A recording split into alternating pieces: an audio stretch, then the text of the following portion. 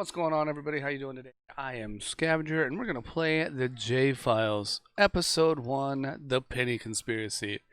This is a game that I found on itch.io, so if you want to check it out, you can go over there and find it for yourself.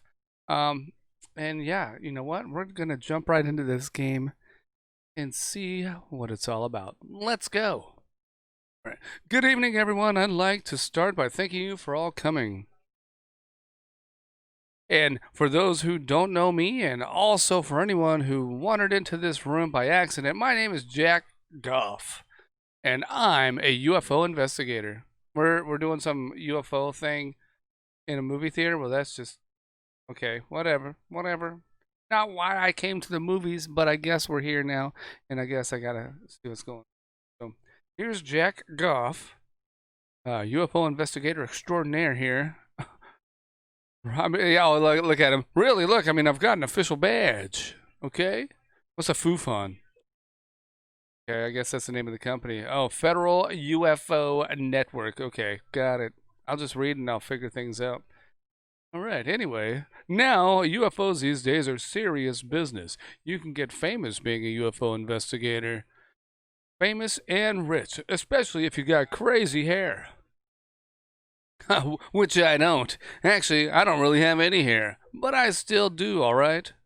You see, I've been around for a while now. So, most people in the industry have heard of me. What I mean is, they know I'm not a kook. I'm not about to tell anyone that JFK was killed by aliens, or that Obama is part of a team of time traveling ninjas whose base is on Mars. I'm not going to show to a convention screaming that aliens are communicating to me in my dreams via psychic cosmic waves. Or that they're demanding that we all take a long drink of Kool-Aid Lime if we want to hitch a lift into space. And I also don't think all rich people are a bunch of asshole reptile aliens wearing plastic or fake plastic faces. Assholes? Yeah. Fake plastic faces? Sure. But reptiles? Come on. No, I'm a practical man with practical research goals. I I guess what I'm trying to say is I like to think of myself as a reliable operator. Someone who looks at all the facts rather than just throws crap at a wall and tells everyone it spells ALIEN. Of course, I wasn't always a UFO investigator. For a lot of years, I was a teacher at my local school, where I tried to teach ethics to a rabid pack of feral psychopaths. Well, like, what are they? Fourth graders? Their parents, the government, and the media would label them differently, of course. But none of them had to spend the majority of their day in front of the little creeps for an absurdly meager pay packet. The problem is, the kids didn't want to be there, and I just gave up trying to reach them.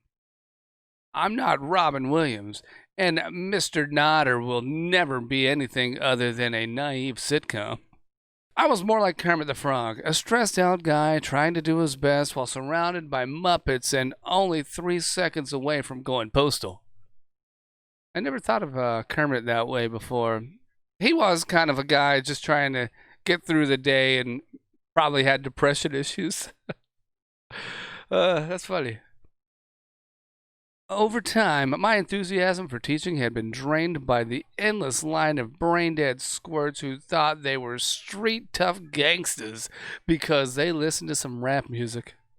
Or thought they were edgy now because their parents got them some shirts with the word fuck on them.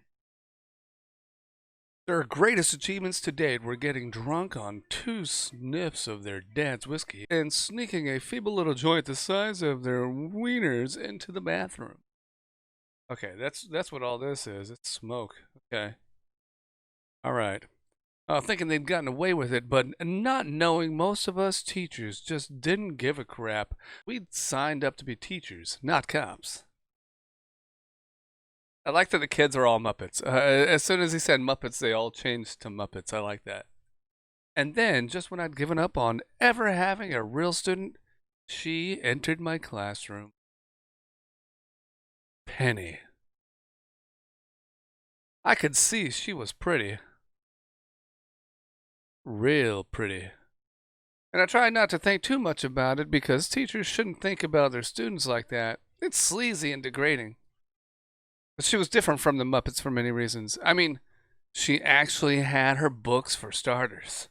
And not only that, she could even read them. Still, when she asked her first question in class, I thought she was just jerking around. I mean, no one asks questions, ever. At least, none related to the subject, that is. Then she started staying back after class. She was relentless in her thirst for knowledge. Most afternoons, we'd walk to the bus stop together. Just walked, mind you. Jeez, okay? Right? And talked.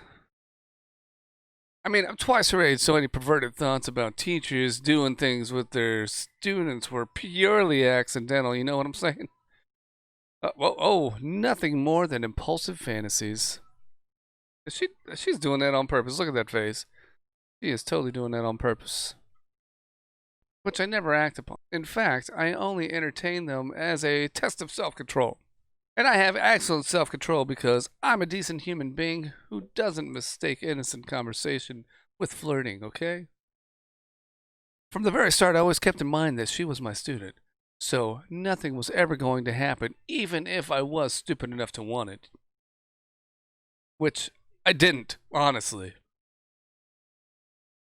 Look, let's just say I'd seen enough prison movies to know I didn't want to go there.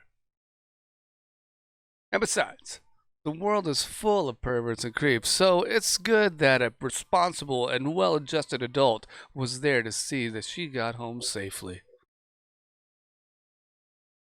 Right? Anyway, her genuine interest in studying began to seriously threaten my cynicism. Then one day, jokingly, I asked if she was an alien because no human girl was ever interested in high school level ethics. Not around here. And that got us talking about UFOs, about Roswell, about the history of conspiracy theories, like if the moon landing was real, or if the pyramids were sonic resonators, or if David Icke did one too many headers while playing soccer. Spoiler, he did. Oh my God, what is happening? Not long after that, we started talking more often after school. I know that sounds. I know how that sounds. A teacher calling or emailing a student. So I was like wondering why this was here. Now I know she's on the phone. She's on her cell phone. But it wasn't inappropriate. Just talking about Hancock's new theories or trading YouTube links and grainy photos of hubcaps being thrown across the top of trees, that sort of thing. Talking to her reignited my passion for UFOs and conspiracies. I logged back onto some old news groups I used to haunt, only to find they'd become farms for spam. GeoCities was gone. IRC was waiting for someone to switch off live support. Facebook had morphed into a big corporate big brother on the bones of MySpace. And Twitter was obviously designed to give you brain cancer. And Reddit, oh jeez. So I built my own site, blogged about aliens, uploaded a couple of videos on YouTube, and joined FooFun. Then everything really started to roll from there. By the end of the school year, I'd written a book and was publishing it on Amazon. It sold better than I'd expected it to, and made me realize I could do something with my life. Something more meaningful than standing in front of a bunch of ungrateful smartasses. Oh, so I quit. Nice, dude. And the only thing I knew I'd miss was seeing her. I thought she'd forget me, remember me as just some old fogey teacher she'd had some pleasant conversations with. But she didn't. She texted almost every day, still sent emails, even called a few times when she was watching scary movies. when I was back in town, we'd catch up at a local cafe, talk about the latest TED Talks, laugh about Google Map anomalies. She'd end each meeting by getting me to promise to take her to Area 51 when she graduated. It was a harmless promise, but I always made it conditional on her getting good grades. I felt I was becoming something more than just her former teacher, that I was being a mentor, and that I told myself required responsibility to ensure she always tried her best. I didn't need to worry. She got those grades. In fact, she did so well in physics and science that she was accepted into one of the better colleges, which meant she'd be moving to the coast. But first, she wanted a year off, a gap year, and the only thing she wanted to do was go to Area 51 with me.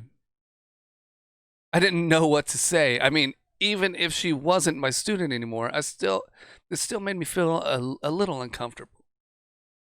Seriously, should a guy my age really consider taking a girl who'd just only turned 18 on a road trip? Okay, so I got some choices here now. Jeez, Jack, what would people think? There's no way you could take her on a road trip. You're twice her age. You should show some responsibility and let her down. Be gentle. It's probably her first time. Don't be stupid, Jack. It's just like a school trip, but without the horde of brats. Besides, there's nothing creepy here. You're a totally responsible adult, and it's not like she's asking for a romantic getaway. So, I think, she is like on her way to college and everything. Two responsible adults. We've known each other for years now, so I think a road trip is actually okay in this situation. If he were still her teacher, or if she were like, if the situation was any different, I'd definitely say no. That's crazy. But there's trust there, and everything's legit, right? So I'm gonna go with the second one. Are you really sure you want to go with me? I mean, wouldn't you prefer to go with some of your friends? The honest question right there. I I thought you knew. You're my only real friend, Mr. Goff.